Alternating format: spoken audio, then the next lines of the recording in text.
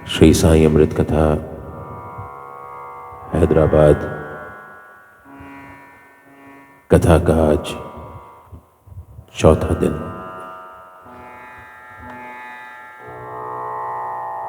अद्भुत संजोग लेकर की ये कथा आगे बढ़ती है। इस कथा में कभी कुछ भी पूर्व निर्धारित या निश्चित नहीं होता। साईं जैसे जैसी प्रेरणा देते जाते हैं वैसे वैसे कथा अपना एक मार्ग बनाती हुई स्वयं चलती है, क्योंकि कथा को पता है किसको कब कहां पर कितनी इस जल की जरूरत है। इसीलिए लोगों का अनुभव है, श्रोताओं का अनुभव है कि कथा हमारे प्रश्नों का जवाब देती है। मैंने शायद पहले दिन बाबा ने कहलवाया था मुझसे कि ये कथा मोनोलॉग नहीं है। भले इसमें बोलता हुआ एक व्यक्ति दिखाई देता है, लेकिन आप सभी से ये कथा निरंतर बातचीत करती रहती है।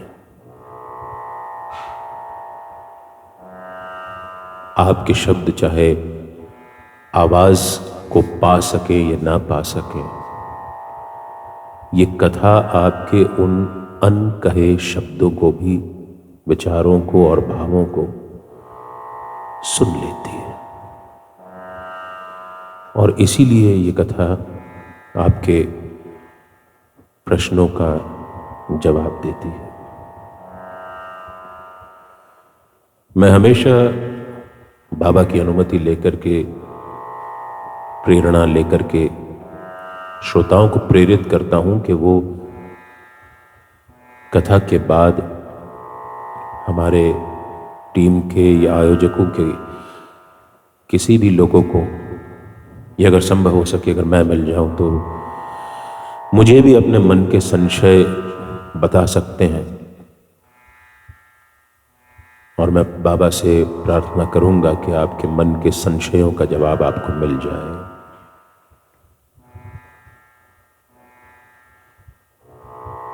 कल भंडारे में जब प्रसाद ग्रहण कर रहे थे तब किसी ने आके मुझसे पूछा, भाई जी आप कहते हैं कि बाबा से हमें मांगना नहीं चाहिए, लेकिन मेरे साथ ऐसा हो रहा है कि मैं जहां चाहती हूं मेरे बच्चे का एडमिशन हो जाए, उस जगह पर उसका एडमिशन नहीं हो पा रहा है क्योंकि वहां की फीस बहुत ज्यादा है।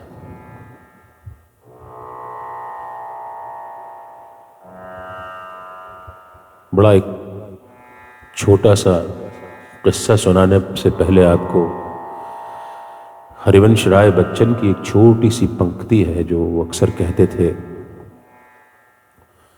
जिसने मुझे जीवन में बहुत मुतासिर किया है। मन का हो तो अच्छा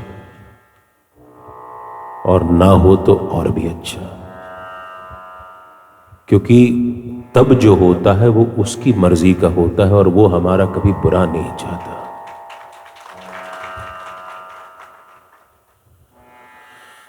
एक छोटा सा दृष्टांत आपको सुनाऊंगा, आपकी संशय का हल आपको शायद उससे मिल जाए कि हमें बाबा से क्यों मांगना चाहिए और क्यों नहीं मांगना चाहिए। एक बार की बात है, एक महिला हमेशा एक निश्चित दुकान से किराना लेती थी और उनका एक छोटा सा बच्चा हमेशा उनके साथ उस किराने की दुकान पे जाता था।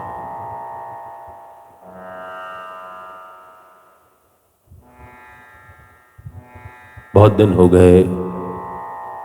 किराने की दुकान में फायदा यह होता है कि दुकानदार और ख़रीदार दोनों एक दूसरे को जानते हैं, वाकिफ़ हो जाते हैं। ऑनलाइन शॉपिंग में ये समझ में नहीं आता कि बेचने वाला कौन है और ख़रीदने वाला कौन है, इसलिए कुछ फ्रीबीज जो होते हैं वो नहीं मिल पाते।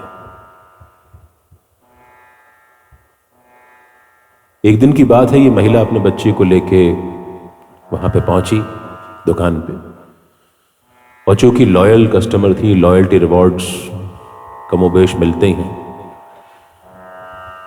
वो बच्चा एक बरनी की ओर देख रहा था जिसमें बहुत सारी लॉजेंजेस, टॉफियां भरी हुई थी। बड़ी ललचाई नजरों से उसको देख रहा था। बिल्कुल आप सही कह रहे हैं, वही है।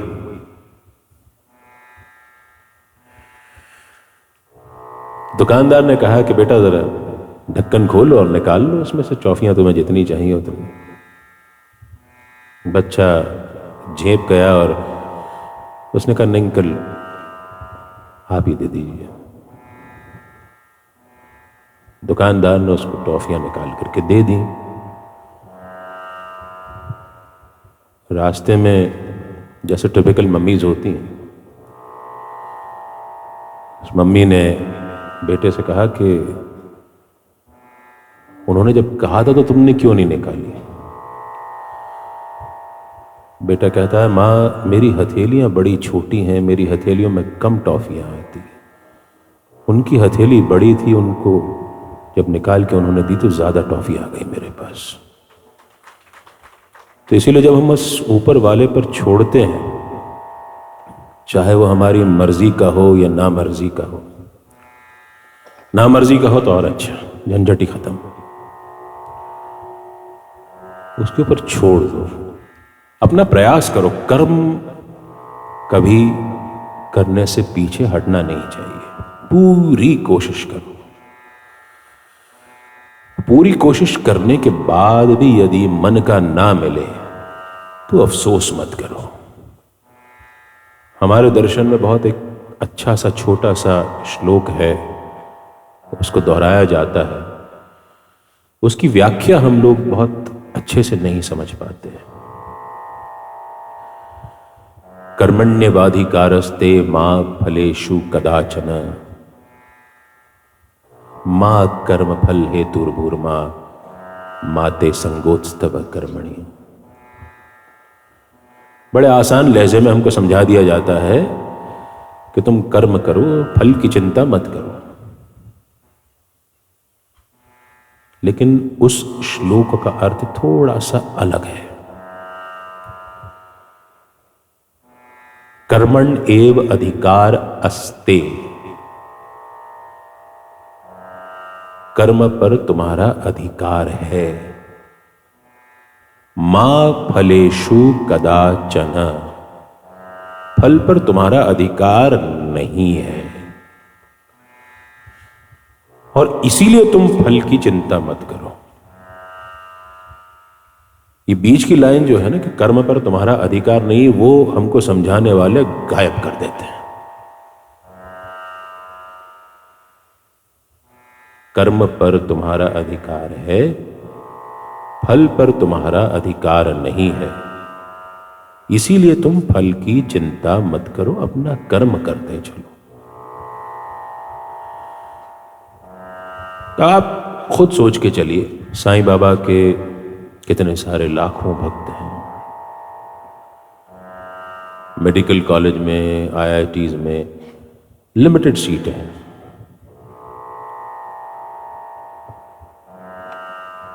दो लाख साईं बाबा के भक्त हैं, उनके बच्चे बैठते हैं अगर एक 2 लाख एग्जाम में, आईआईटी के एग्जाम में, और फर्ज करिए 1.5 लाख सीटें हैं, तो साईं बाबा किन 50,000 को छोड़ देंगे? किसी न किसी के साथ तो ऐसा लगेगा ना कि नाइंसाफी हो गई। सवाल ये नहीं है कि आज हमको क्या चाहिए, सवाल ये है कि जो हम आज मांग रहे हैं वो कल जाकर के कहीं हमारे दुख का कारण तो नहीं बन जाएगा। जब वो देख रहा है कि आज का सुख कल के दुख में बदल भी सकता है, तो वो हमको वो चीज नहीं देता है, वो रोक लेता है। बस उस पर विश्वास रखना चाहिए कि जो कर रहा है वो बहुत अच्छा कर रहा है, और उससे कभी भी नाराज नहीं होना चाहिए, शिकायतें नहीं करनी चाहिए। दुख होना स्वाभाविक है, होता है, होने दीजिए, लेकिन दुख को गांठ बांध के मत रखिए। क्योंकि साईं बाबा के भक्तों के साथ खासियत यह है कि दुख हमारे जीवन में आता तो है, लेकिन हमको दुखी नहीं करता। और जब सुख आता है तो हम हवा में नहीं उड़ने लगते हैं। साईं की भक्ति का सबसे बड़ा गुण यह है कि हमारे अंदर समता का भाव आ जाता है। We don't become indifferent to situations, we become more controlled in expressing. Because we tend to understand his deeds in a much more explicit manner. Leave it to him. He knows what's best for you.